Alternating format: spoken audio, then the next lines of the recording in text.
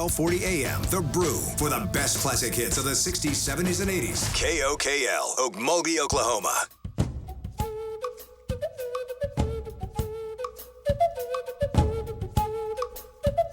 SJ, welcome to Mvskoke Radio, your weekly source for tribal and community news, interesting guests and discussions, plus a local events calendar.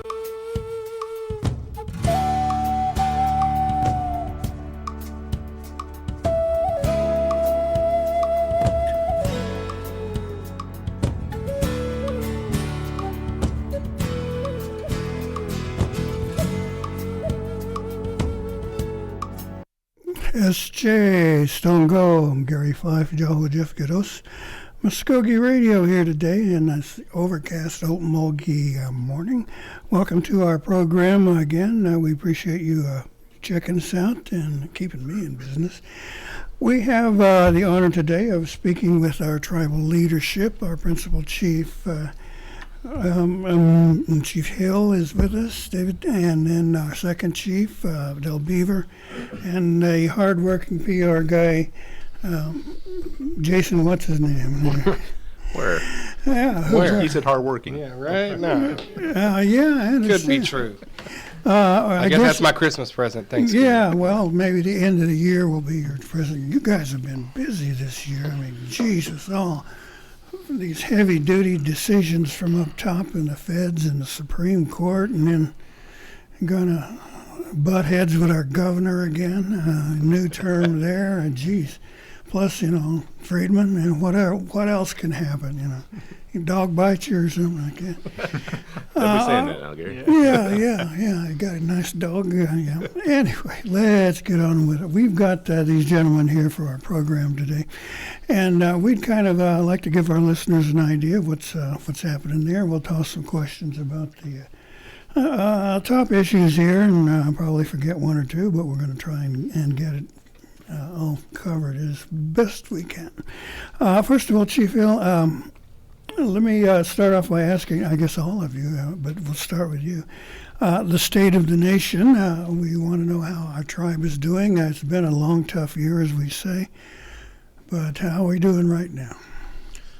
Gary, I think we're doing good. Since 2022 opened up, it's just been busy. From January up till then, I was just taking some notes, which, like I said, it's 5 pages, just what's happened. I mean, once we opened up, we had a basketball tournament. Second Chief and I attended the State of the State. I mean, it's just different conference where they want us to talk about the McGirt, Castro, Huerta case, and just different issues like that. But as far as here to Nation, we're doing good with the opening of the Loop Squared and the ranch, and most definitely with Sterling and Reservation Dogs. It's just, everything's moving. Everything's moving every day, 24/7. Okay, second chief. Yeah, it's it seems like we've had to. The first 2 years were kind of in crisis mode with, especially with COVID and you throw in the McGirt ruling, and then you throw in just different factors. It was kind of like a perfect storm for discourse, for chaos, and so just to try to keep our heads above water those first 2 years was a challenge, but it was something that really set the tone for what we were going to experience, and so it's kind of like almost like a roller coaster. That first drop off is kind of like your biggest drop off, right? Yeah, and so you don't really know what to expect, but you're going downhill and you're going fast, and so then you get some loops throwing in there and some tight turns, and so we feel that we're past the hardest part, and I don't wish those first 2 years on anybody, because they were definitely personally and emotionally, professionally, they were really, really tough to go through, considering just looking at a micro level of what our people had to go through and all the people we lost, and it was very difficult. But going into 22, we finally felt like it was a normal year. that we could finally start looking at, what do we need to do. We could almost sit back. I said almost sit back and take a breath and say, all right, this is what we need to do. This is where we're deficient. This is where we need to build up right here. And we're talking internally, stuff at the tribe. If we want to grow, then this has to be solidified, or this has to grow also. We got to do this before we can do this. And so that's what we've done internally, is that we've had time to sit back and look. Where do we need to? What do we need to beef up? What needs to grow? What is missing here? Why are we doing this? This doesn't make any sense. We need to do kind of get into the. It's 2022. We need to stop doing so much paperwork and let's start going more paperless. Yeah. How come we haven't done that yet? Yeah, So okay. so it's those types of things that we have to do on top of. All right, on the federal level. All right, we got to go and meet with this senator. We got to go do this. We got to make sure that our interests are protected back in the homelands, and so all those things. Like I said, we have the macro level. We're way up here looking at overall, and then we're at the micro level thinking, all right, now we got to make sure this is done.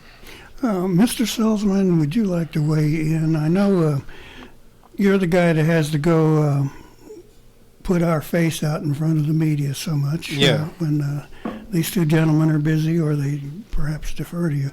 What's your thoughts on, and what's your vision, your angle? What do you see as how our tribe's doing? Well, I just think that these guys, this administration, as a citizen, I look back at it and I see that I think every day they come in with sort of a goal to put things into action. So many things at the tribe over the years I've been, we all hear about in planning. We've always wanted to do that. And I think these guys that have been very aggressive in saying, hey, let's go from we've always wanted to do that to let's actually start doing that. We now have a plan in place and are moving towards an immersion school to save the language, something we've always talked about, but now we actually have a plan in place, a committee, action happening. And I think that's just one example of several things. We've been very aggressive in health. We've been very aggressive in our government-to-government relations, whether they be in the state or in at the federal level. And I think even when we can't get anybody to play nice with us in the state, we still find avenues and people that are respectful to our sovereign status that we can. So they've been very good at that too, and being able to maybe pivot or switch gears, and whenever one door closes, we go to another one. And that's what's been most impressive for me about these guys in this administration. You mentioned there are relations with the state, particularly I would assume the governor, who has just been reelected. So another, 4 years? Here we go again.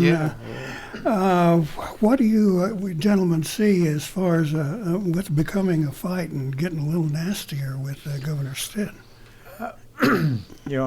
Next day I got a call for an interview, and I told him it's still business as usual. We're still got to operate, regardless who won.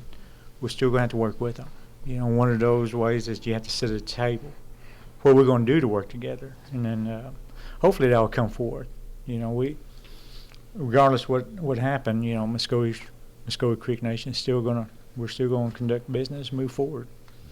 Yeah, Gary, really, nothing's really changed as far as day-to-day operations go. I mean, we've been it's the same situation we've been dealing with the last 3 years, and so we found a way to keep moving forward. I think that the misnomer is that people think that we have to ask the governor or the state to do anything that we want to do, which is false. The state doesn't have any say in what we do. We don't ask the state for permission for anything that we do. So it's either we know we have great relations with our state representatives, with the district representatives and the senators. We have great relationships with them because they know how important tribes are across the board to the state of Oklahoma. We don't ever ask the governor for any permission. We never ask the state of Oklahoma for any funds. It's the opposite. They're always coming to the nations for help. And so that's what we've always done. The nation has always helped out at the local level. And that's what we'll always continue to do. And so whenever it's either at the local level, helping out our towns, helping out our communities, and then the federal level. The state is kind of out of the equation as far as like the governor goes. It'd be nice if they would come to the table. If we had a governor that would come to the table and say, "Hey, how can we make things better? How can we make our education system better? How can we get how come Beggs doesn't have water? How come they don't have clean water for I don't know how many months they've been having water issues? Years. What can we do together? Yeah, years. What can we do together?" Those conversations don't exist because we got somebody up there that doesn't want to have those conversations. Right. There's been a couple of major forums that going on, and we were not at the table. Right. And so that doesn't bode well. Now, we recently saw on the federal level that the president had renewed the tribal consultation and had a summit there. Presumably, you gentlemen were there, and what did you hear? It was good. I mean, from what we heard from President Biden and Vice President, and also Secretary Deb Haaland was there. Definitely, they see the importance of how the tribe help even the state, and they're willing to work with us whatever we need. And I think one of them even mentioned pertaining to the McGirt ruling, the Supreme Court ruling, that more funding will be coming forth. They know the importance of how much the tribe helped. As the Second Chief mentioned, the state, communities, they know the value of what we have. One of the subjects that he also mentioned was health, putting more money into the Indian Health Service and other opportunities there. Did you feel anything concrete there? I mean, everybody makes speeches, but Right. Well, that was a comment from a lot of the tribal leaders. You sitting there and listen to them on the panel. I said, it's time that you listen to us. So I think at the very last breakout session, they let the tribal leaders ask questions, in which I think they only had 6 or 7. I mean, they had a lot more raise their hand when they asked questions, but they had to limit it. Right. But like I said, it's to say it, true, but to actually do it. What are you going to do for the tribes and support the tribes? Right.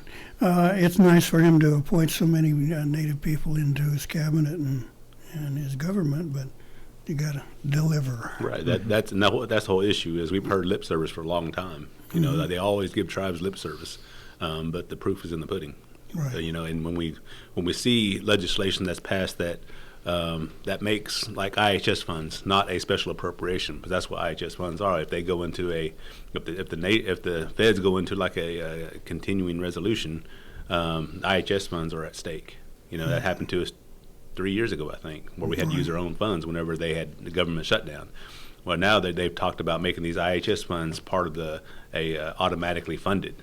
And so if we can get these IHS funds automatically funded, then that's one big win for us because we'll always have the money there. It's never going to be enough. But if we can get to where it's always going to be there, then that's one win.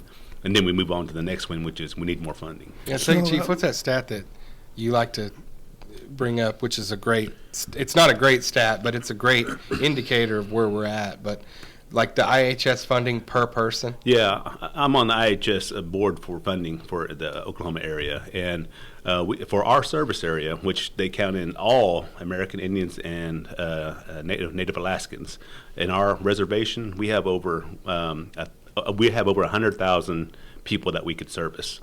That means not just Mvskoke's, we're talking everybody, right? That meets that designation, and IHS only gives us enough for $1,200 per person for health care. For a year. For a year. You So can how much? boil that on one disease. Exactly. So how much does $1,200 carry you? If we told our people, hey, you got $1,200 for health care for the year, good luck. And that's why IHS does. They give us $1,200. That's what it averages out to, about $1,200 per person. Now, did you guys feel that they were talking about making IHS money a line item in their budget? I mean, something that's solid and concrete. It was mentioned. Yeah. Yeah. Okay. You also mentioned McGirt. There's a can of worms there. Now, where are we as far as enforcement of the law, watching it work, or getting people to cooperate? What's your observations there?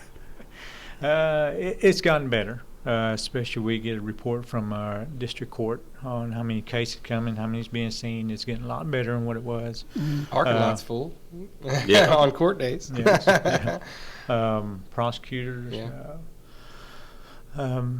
But still, you got some of the law enforcement as far as cross deputization. But we're, like I said, our line horse department's still doing what they need to do. I will say this, and you guys may agree. I feel like it's gotten a little quieter as far as sort of pushback or. I mean, remember we went through a phase there where it just seemed like month after month there was somebody pushing back publicly or attacking us in that front, and it's. I know for a fact it's been quiet because that's what I do is monitor that and make sure that we're taking care of those fires and monitoring them and everything like that. But I know that it's been a lot quieter as far as the sort of just participation and working together and whatnot. I mean, we're certainly not getting any more letters from sheriffs. I think we kind of took care of that. Now, did Mvskoke County settle down? Did you work something out there? Mm-hmm. No. Okay. No. No, but it's just like Hughes County or Okmulgee County. That's the decision they make. Mm-hmm. Not to have a cross dip, and that's on them. That's their liability, not us. So we've always had the attitude of wherever there's a perceived deficiency, wherever there's a perceived crack, that we're going to fill that, and we're going to step up and do and take on that responsibility. And so whenever McGirt happened, that's what we had to make that decision. Do we step up and take on the responsibility? And we said, yeah, we will. And so we have to take on responsibility and accountability, but it goes both ways. Yep. There's other people at the table that have to do the same thing, Right. and that includes counties, that includes cities. If you are a law enforcement officer and you took an oath to protect the public, that means everybody, not if you have an Indian card or not. That means everybody. And so, to me, my opinion is when you don't have a cross debt, you're not taking upon that responsibility. I'm glad he brought that up, too, because when he talks about responsibility and accountability, those are the kind of things that these guys take seriously in their office. We are simply asking other people to do the same thing. And on that notion, when we talk about that letter, all that this administration did and all that this nation did when that letter came out is said, okay, let's hit it straight on, head on. Let's go right to the source and let's ask you. Let's basically call your bluff and check this bet right here. What you're saying here.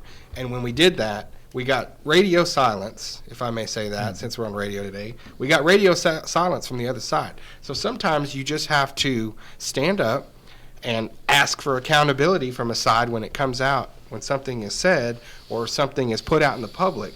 Nothing ever came to us. Not one time did that letter come to our Attorney General's office. Not one time. It went to the press first, and that'll tell you all you need to know about what that was all about. Now, I think in spite of some of the rough spots there, I think there are encouraging signs. For example, I was coming to work the other day, and at the intersection at Glenpool there between 141st and 75, sitting there waiting, to make my turn.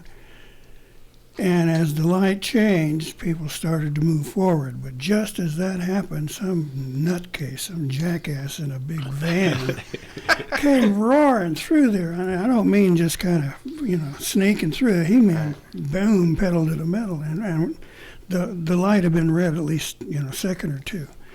And he did it right in front of Light Horse. And I saw his lights come on immediately, and he pulled out and went after and nailed that guy.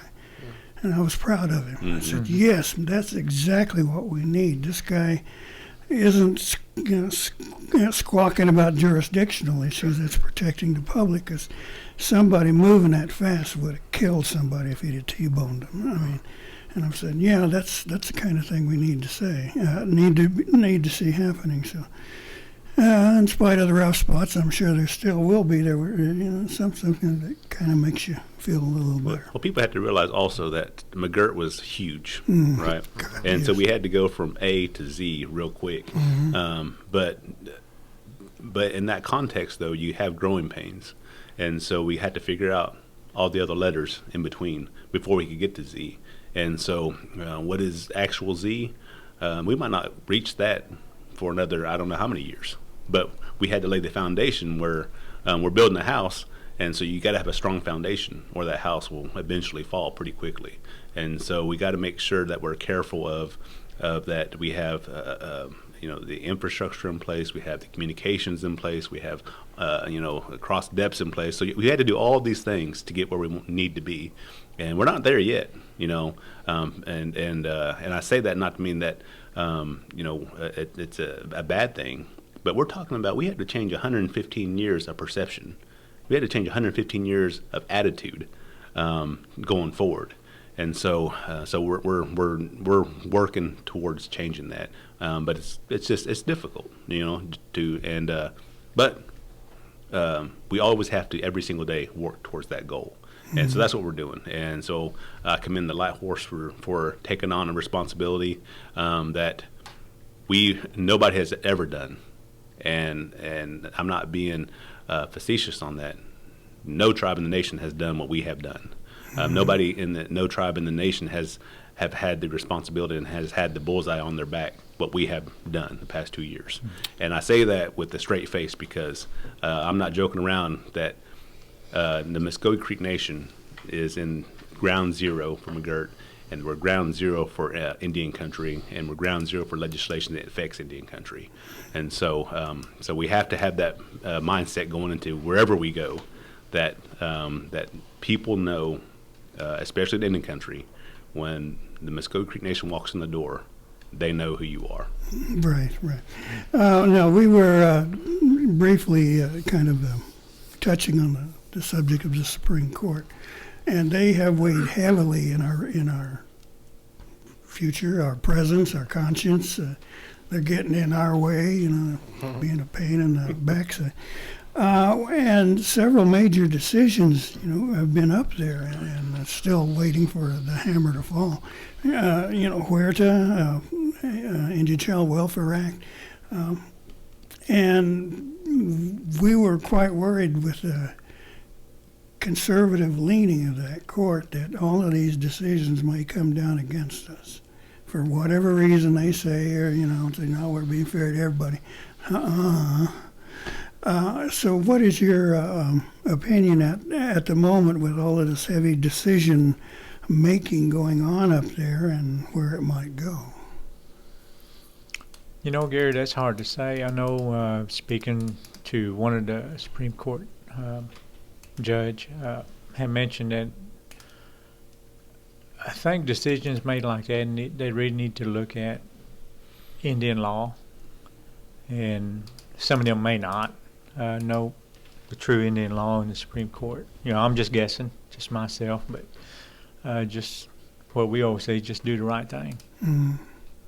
Now, I listened to some of the testimony on the Indian Child Welfare Act, and the questions coming from the justices were kind of struck me as being showing their ignorance, as you just said, about Indian law, and that's pretty much been the case all the way, from there all the way down. The governor said our relationship was based on race, and then people are saying, well, we should make those kind of decisions based on skin color, blah, blah, blah. And we're kind of stuck there and saying, these are supposed to be educated people, like going through some of the biggest, finest, most expensive law schools in the world, if you will. And they're still asking questions that are so basic. I mean, why do tribes get this special consideration or examination? Like, how does that guy struck you guys as hearing that kind of thing from a high court like that? And you can go ahead and say it. If people want to get mad, they can get mad at me for asking, but No, just like I said, you have to know Indian law. Like, just give example, our Light Horse. Even our Light Horse, they have to know Indian law, state, federal. But you look at these other local law enforcement, they just have to know the state. Mm-hmm. We're kind of in that situation right there. I mean, they have to know all the laws, Indian law, not just certain ones. It's kind of the best way. Without. I understand that. Well, I read this somewhere. 4 of the judges, Supreme Court judges we have now, graduate from Harvard. And Harvard doesn't have a Indian law program. So what does that tell you? The foundation is not there to know about Indian law. They just know about it from maybe having to work a case or decide on a case. So you might have somebody read Indian law for you, right, and then tell you their interpretation of what it is, and then you can make your judgment. So it's not ingrained. Indian law is not ingrained in these judges. And I say some of them may have it. I'm just saying what I've read and what I see. Sure. And hey, we're all human. You can't know everything, right? But when you're deciding on something as huge as this, that's a little concerning to me. It seems to me that some of the polish is coming off of Harvard's image. Mm-hmm. They've been caught still holding Remains and hair. artifacts and things like that, even after the passage of NAGRA, and dragging their feet on giving it back. But I understand they returning some of the stuff to the Lakotas. Yeah, and Gary, and I get a question every now and then from somebody that doesn't know, what ICWA is, and so the best example I give people is I said, "Have you ever seen that movie Hostiles with Christian Bale?" And I said that's the basis of ICWA. Is if you go to the end of that movie, we had a native child whose family was killed at the end of the movie, right?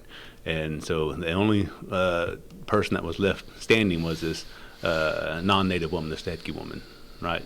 And so she takes it upon herself to take that native child in, and you see him at the end of the movie. He's all dressed up, right, and they're a suit and everything, and so she's going to take him off and get him an education so he can be successful in this world and everything else. I said that right there is the attitude of why ICWA is what it is today, because you can't tell me he didn't have family members out there that would have taken him in and that would have taught him the language or upheld the language in him or upheld the culture and all the ceremonies, right? And so, but they didn't even try. They didn't even try, right? And so to me, that's the foundation of why we had to have ICWA, is that we had people out there that deemed themselves smarter than us and to take our children away and give them a fighting chance in this world. And I use quotation marks when I say that. So to me, if somebody wants to ask why do we have ICWA, it's right there, because they didn't deem natives as smart as other people. They didn't deem natives that they were capable as other people, and so we have and it's ridiculous that we're still talking about that today. Yeah, we're still hearing phrases like indigenous creatures. Exactly. Yeah, thank you, Yeah. ABC. Speaking of the Supreme Court, too, if I may for just a minute, what we've discussed and what Chief and Second Chief have both said is we have sort of this disconnect and base lack of knowledge of Native issues, but more importantly, indigenous law. And he pointed out Harvard and everything like that. I don't know about anybody else in this room that's been on a sports team or anything like that, but when I say the term specialist, okay, when you've got a three-point shooter, you get him the ball. When you got a guy that can lay down a bunt and it's time for a sacrifice, you get him up and you pinch hit that bunter because you need a bunt right then. I don't understand why this Supreme Court, when they have indigenous and native issues in front of them, don't go to their specialist, who's Neil Gorsuch. Justice Gorsuch knows Indian law front and back and sideways. And because he's lived amongst natives, he's been out west, he's dealt with federal cases that have to deal with Indian issues. And I don't understand, he's sitting right there on your bench with you. And if you have an ignorance of Indian law, then that just tells me if you're not deferring to him and his arguments and, making note that this is the guy we should be listening to on these issues, then I have to believe it goes much further than just ignorance of Indian law. I think it may be ignorance of what's right in front of your face. And that's troubling to me, because it's like, yeah, we've got this resource right here. We know what the law says, but it doesn't matter. And that's what happens a lot with Supreme Court decisions. They sort of just do what they're going to do. Oh, yeah. And interpretation, whether there's precedence behind it or not. Sure. And sometimes it's worked for us, but more often than not, it hasn't. It sounds like their political philosophies are more important. You can say that? Yeah, well, I'm sure that many people will. Let's shift a little to the relationships more local. In the last year or so, we've seen some rumblings from the city of Tulsa that, quite frankly, disturbed me. Things that should have been quite clear, but the mayor says, well, maybe these tribes shouldn't have this kind of power in this city or presence. I even heard that they wanted to change the park where the council was located, wanting to redevelop it for the whole community kind of thing. Is the relationship now with the city of Tulsa on the rocks? How would you describe it? Is it there any hope? Where do we go from here? I would say majority of the Tulsa City Council, Jenks, Bixby, Broken Arrow, have a great working relationship with us, as well as National Council. I think they've even come down and visit with the council. So I would say at least, I'm going to say majority of the City Council have want to create that partnership with us. Okay. Well, I tell you what, gentlemen, we're going to take a short pause here, let people take their breaks, get a sip of water or whatever, and we'll be right back with more of our discussion with the tribal leadership from Mvskoke Creek Nation. So please stay with us here on Mvskoke Radio, here on The Brew. Who am I? Am I Indian? Just 'cause I'm a girl from the res, don't make things up about me. What if I move away? Then who am I? Some kids try meth just to escape, but then I think about my grandma, my little brother, my beadwork, my poetry, and I think, I like who I am, and I know meth is not for me. Check out ncai.org, a message from the Partnership for a Drug-Free America and the National Congress of American Indians. Hear that? That's the sound of hope being killed by meth. Methamphetamine use is causing huge problems in our community. Hear that? That's the sound of something you can do about it. Events like rodeo, res ball, and family time can help keep kids away from meth. Talk to your kids. Keep our culture alive. A message from the Partnership for a Drug-Free America and the National Congress of American Indians. Learn more at ncai.org. Let's go back to work, gentlemen. We've had our little pause there and had fun with it. Now, as we've been talking about many of the governmental kind of issues, we want to shift the focus slightly. How are we doing on the health front? I mean, COVID has come. It's mutated several times. New disease, flu season. It keeps hammering our health people, and I know they're getting a little worn out, but how are we doing on that front? Praise be to our health folks, all of them for doing the job they're doing. But, in your assessment, how are we doing in those battles? As far as a new case coming out, I know Sean had mentioned it's kind of rises back and forth, but, just like you mentioned, I appreciate all the health workers that even through the COVID, majority of them, all of them had to come in and work. Definitely thank them for that. It's just something they monitor every day, just see if it's rising up or down, where it's getting worse at, or what we need to do. That definitely 2020 was a big hit for us. Losing a lot of elders, majority of them fluent speakers, people that knew the language and culture. Definitely don't want to go through that again. Well, I know it was hard on the staff, and there was cases of burnout, and people just saying, enough's enough, I got to get out of this. Do we have the resources now, or are there more things coming, say, from the feds that will keep shoring up our efforts here? Do you think we've got enough to deal with it? I would think we do. I think Sean and his their team is always waiting. Is always ready. Mm-hmm. I think our health system does a really good job of forecasting, and they look at trends a lot. And so when you say, are we ready, or we're always ready, but it kind of goes back to that first topic, or that topic we discussed earlier about funding. We'll never have enough funding, from IHS. We'll never will. But we've done a good job of making it work. We've always done that. We've always done a good job of allocating those funding resources to the proper emergency, I guess. There's always going to be diabetes within the nation. COVID has reared up now, and so what is that going to look like moving forward? I believe it's always going to be here. It took a long time for polio to get eradicated, right?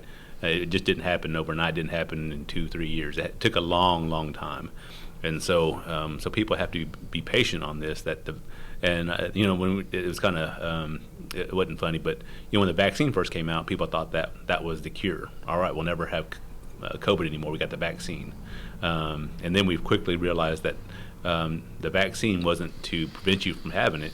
It was to prevent you from going to the hospital.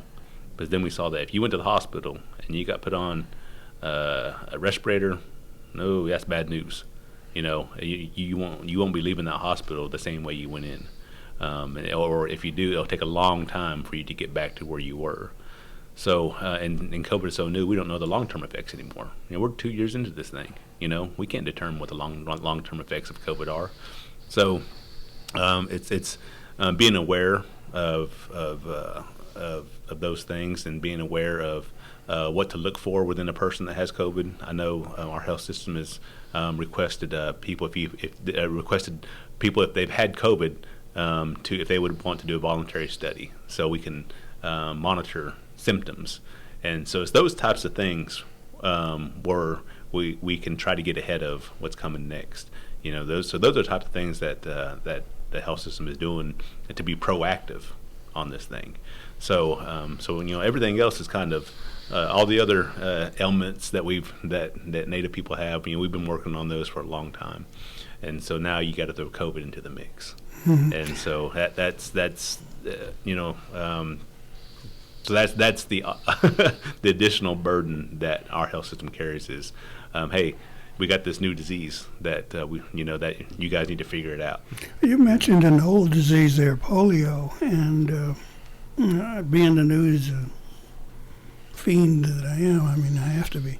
I understand there were cases in Africa that were popping up again, and then there were some occurrences even here in the United States of polio reemerging. And I'm thinking, God, I thought we had beaten that darn thing, decades ago. Right. And I remember as being a kid, I saw, when the polio epidemics were sweeping through this nation, that all these little guys were ending up in these big iron lungs, and I was scared to death I was going to end up in one. And I didn't, I wasn't sick or anything, but they're going to put me in one of these things. And I said, no, it's not. It's not gone. These things keep coming back, and as you mentioned, it may be a reoccurring thing now that we're just going to have to live with the flu every year. That's kind of the way I see it, and I hope. Do we hope it's going to be eradicated? Absolutely, but am I hopeful that it's going to be eradicated this year, next year, or 2 years? No. If there's a vaccine out, give me the vaccine. I take the flu shot every year. So if there's going to be a COVID shot every year, give it to me. I'm not one of those guys that get into the political theories and all those types of things. I don't have time for that. Right. Well, there are people here locally that preaching anti-vax. That's fine. Anti-mask. Right. That's fine. If they want to do that, hey, I'm not going to tell them any different. That's their right to do that. But I just know for my sake, my family's sake, I know what I need to do and what's best. And if they think that's what's best for their family, more power to them. But I just know firsthand. We've seen it firsthand of how many people have passed away because of this thing. Mm-hmm. And I don't know the numbers on, were they vaccinated, were they not vaccinated? I don't know. But I know a lot of them had, what do they call it, those conditions, those symptoms? Yeah, they had those. Well, they had health conditions beforehand. Okay, pre-existing conditions. And so how much does that play into it? A lot, and that's what the studies are finding out, that all these pre-existing health conditions affect how COVID attacks you. So I just know for me, my family, we got a lot of pre-existing health conditions, and so if you can prevent being in the hospital by a shot, why not do it? Yeah, I mean, it's not that hard. Bang, zip, and it's done. That's done. Okay, now let's shift over to a topic that we saw coming to our own campus in the last few days, and that was the Freedman issue was in our court. They had a hearing on the topic and the issue. Many members of the Freedman groups were here and expressed their opinions, and were outside. For folks who don't understand, like, where are we now? Where's the Mvskoke Creek Nation in regards to that topic? I know our AG's turning up the volume now. What are we going to say? They're probably texting Chief right now. Don't say anything. We're trying to get her on this show too, by the way. So tell her that for me, by the way. All right. Weisner, get to the radio show. Gary, we know that's a real, I don't want to say touchy or sensitive subject. It's been going on for years. But, that's nothing that the executive branch can change. It's the voice or vote of the people. And we've heard it many times, it's about race. It's not about race. We encourage, if you are a Creek citizens, provide all the proper documentation, go to the citizenship boards, go through the process. And that's kind of the way I feel. I know it's being pushed that it is about race, but it's not. It's about pure Mvskoke Creek. And that definition is going to be up for debate at some point. Like, how Creek are you? I'm Creeker than you. But that's always been a conversation. But amongst Mvskoke people, though, right? Well, it should be. It should be. And so, Chief is absolutely right. It's not about race. We got many Mvskoke people of various skin tones. But if you're Mvskoke by blood, you're Mvskoke by blood, because that's what our Constitution says.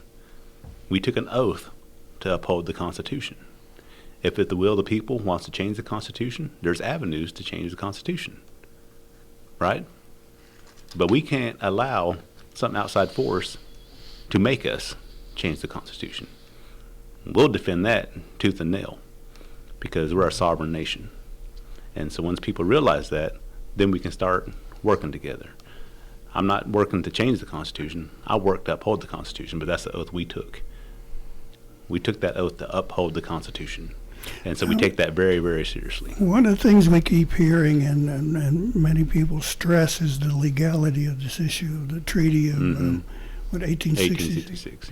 And saying, it's right there, you guys got to live by the law, and to do otherwise is illegal, it's wrong, immoral, blah, blah, blah. How do you tackle that issue? The AG should do that. Yeah, we tend to just stay away from that issue. That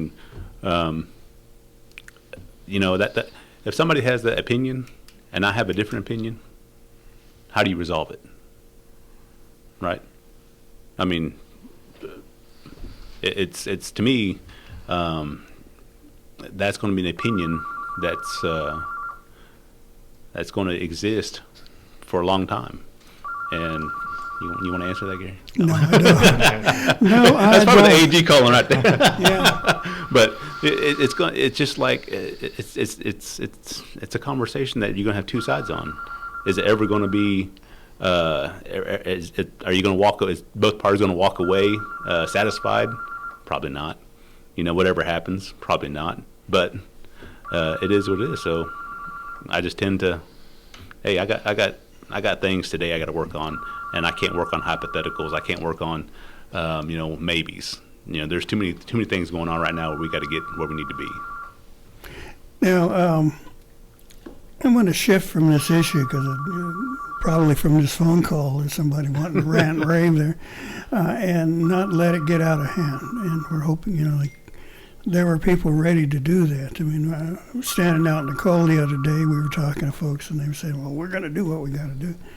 And then you see, of course, Light Horse present saying, maybe you won't. And we even got thrown out of the courtroom, which has been a long time for me, getting thrown out of the courtroom. But I was hoping that, I hope it doesn't get beyond this, because it has that potential right there.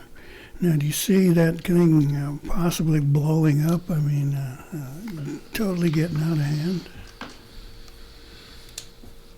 Not from our end. I mean, it's business as usual. It's a court case. It goes to the proper channels, and if there's going to be anybody that wants to cause a ruckus or anything, our Light Horse's job is there to make it safe for everyone and protect everyone. That's their job, So you can't control. You can only control so much, right? And if somebody wants to come in and cause a ruckus, and we can't. There's some things we just can't control. But our Light Horse is there for the protection of everybody. Now, that puts them in a kind of a precarious position. Now, if it goes to that extreme, would it be not a surprise then to say if Light Horse responded in the kind of method that they need to? We're talking, the shields and perhaps crowd control. We're not doing any of that, and I think a lot of that has been blown out of proportion about police presence and everything like that. We had an atypical situation. We had a regular court hearing where the judge spoke with the attorney for the plaintiffs the day before and talked about restrictions on people in the courtroom and capacity issues and all of that. So that was clearly stated the day before. I think that probably, if that would have been relayed to the other side and the plaintiffs by their attorney, that probably could have been a little bit avoided, I think, as far as some of those issues. But the atypical situation of having a bus come in for a court hearing, of course we're going to have more security on hand, just because we've got to look after those people coming in on the bus too. That's more people. It's just I think there was maybe something said about 200 or whatever, but anytime there's that abnormal of a situation, you're going to have a little bit more security presence, and it's nothing about SWAT gear or any of these things like that. I mean, as Second Chief said, on our end, we're just trying to see the process of the courts of our sovereign Mvskoke government take place, and that's all. We're just trying to let these individuals have their day in Mvskoke courts. Now, let me take that question perhaps a step further. Now, Chief Hill, if that situation were feasibly to arise, would it be your position then to have to, order them into this sort of action, or would that be entirely up to the command structure of Light Horse? I mean, be a combination of both, if need to. But Jason, I don't anticipate anything happening like that. Yeah, let's hope so. There's no sense in that kind of thing happening here. Yeah. And Gary, I just want to stress that when these types of things happen, there's other forces that people might not think about. What if a radical group wants to show up, like the KKK or somebody like that, right? Oh boy! I mean, sure. Is there a potential for that? Well, absolutely. Is it a high potential? Maybe, maybe not. But those are the types of things that the things that we think about is that what are perceived threats, and I say perceived. Right. Because people coming in to watch a court case or to advocate for their side is not a threat. Mm-hmm. That's not a threat to us. But if you get somebody like the proud oathers, that come in, right. that's a different story. It's a different story. So that's where our thinking is, that we don't see anybody as a threat that wants to come in and advocate and wants to come in and for their side. That's normal. That's the normal discourse of America, right? That's just the way it is. Mm-hmm. But when you got a real perceived threat Mm-hmm. of somebody coming in wanting to brandish firearms or something crazy like that, there's a threat, and so that's where we're at, is that, and I say this and I'll say it again, our light horse is there for the protection of everybody, Right. And so we got to protect everybody. Perhaps a reminder: firearms are banned from our campus. That's right. It is. Maybe the last question is: I think that their perception of our presence and the relationship with the state of Oklahoma has been evolving, and I like to think it's for the better. In spite of no basis in the education of our citizenship about our Oklahomans, about tribes in general, I think that's beginning to creep into our society. I mean, for the better, I think. And even in news presence, in my business, the media, I think those TV, radio, newspapers are paying more attention to us now. All the tribes across the state. I presume there's several reasons. One of them being money. Like we're talking about $52 billion into the state's economy, but also, things like re-examining the land run or the positions of many of the state politicians in regards to Native people, highlighting the accomplishments of so many of our folks. How do you guys see things changing there, and how would you assess it as this evolves? A lot of your local, like you said, highlighting what the nation does. I know I got a card from Representative Fetgater and Senator Thompson a while back about what the nation to help begs, and also the water treatment in Okemah, how much we're helping the local municipalities around Creek Nation within our reservation. They see the importance of how much the tribe helps the state, and I would say, just guessing, probably 95% of all the state legislators support the tribes, and we'll continue to do that. Like I said, we just have to keep that working relationship with them, and I do say Broken Arrow, Jinx. Again, Simple. Most of them know the importance of how much the tribe helps the state of Oklahoma. Gary, it seems like we're in a golden age of Native America right now, almost like a Renaissance period, where we've never had a bigger stage than we do right now. I mean, for goodness sakes, Reservation Dogs was just named as the best TV show in 2022 by New York Times. Yeah. And so has that ever happened before? No, right? It has not happened before. We got more Native TV shows on TV right now than at any other time in history. So right now, I think that overall, you're looking at, as Native American, we are sitting pretty good as far as of what we're accomplishing.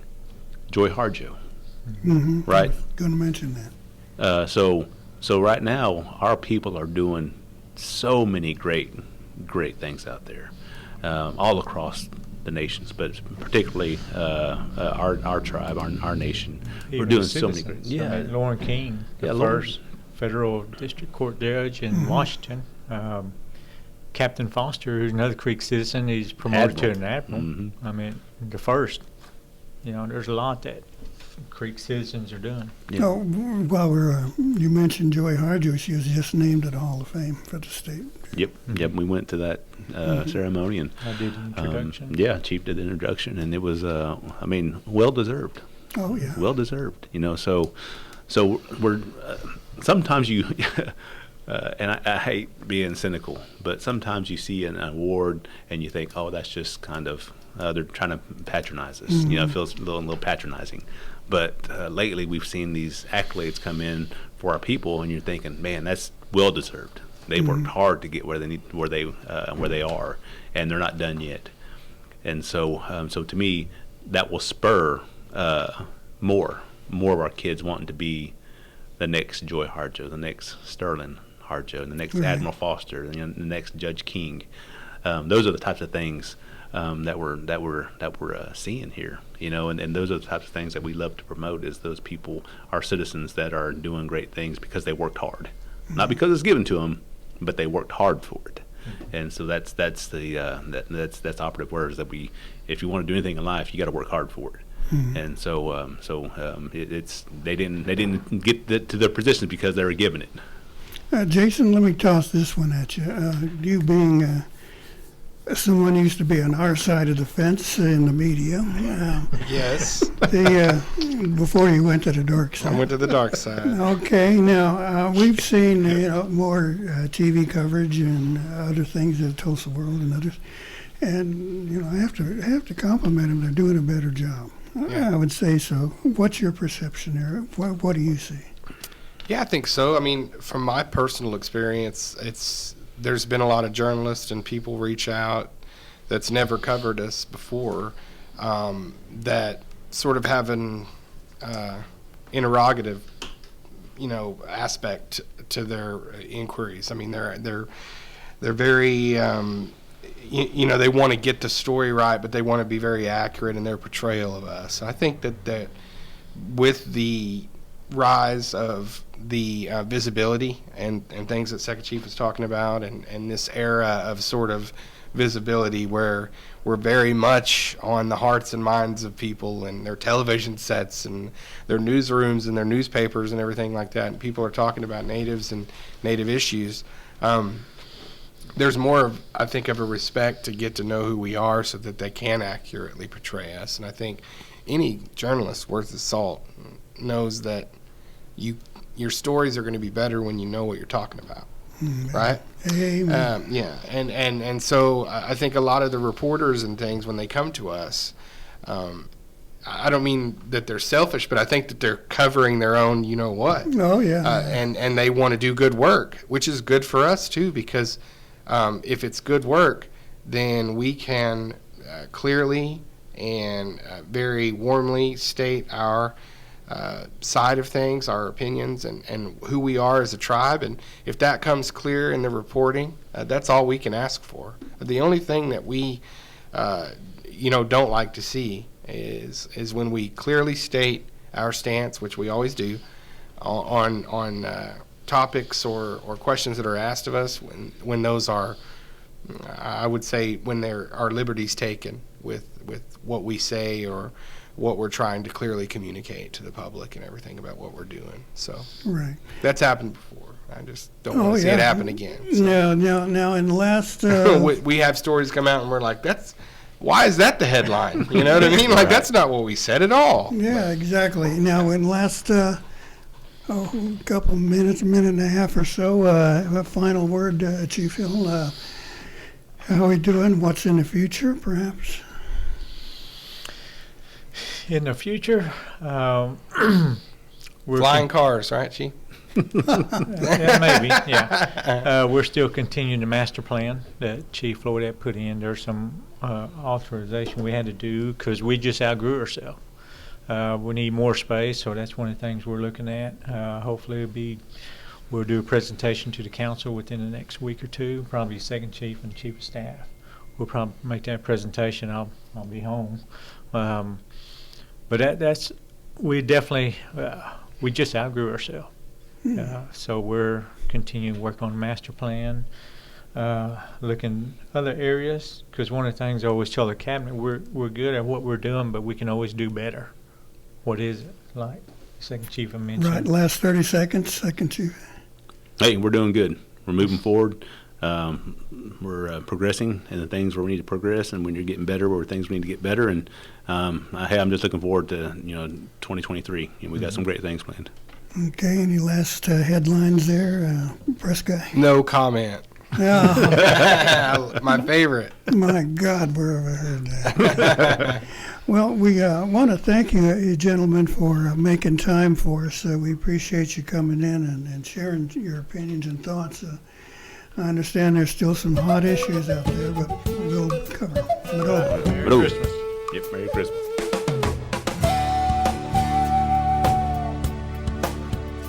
You've been listening to Mvskoke Radio. Join us again next week for more local, tribal, and community news and updates. Mvskoke.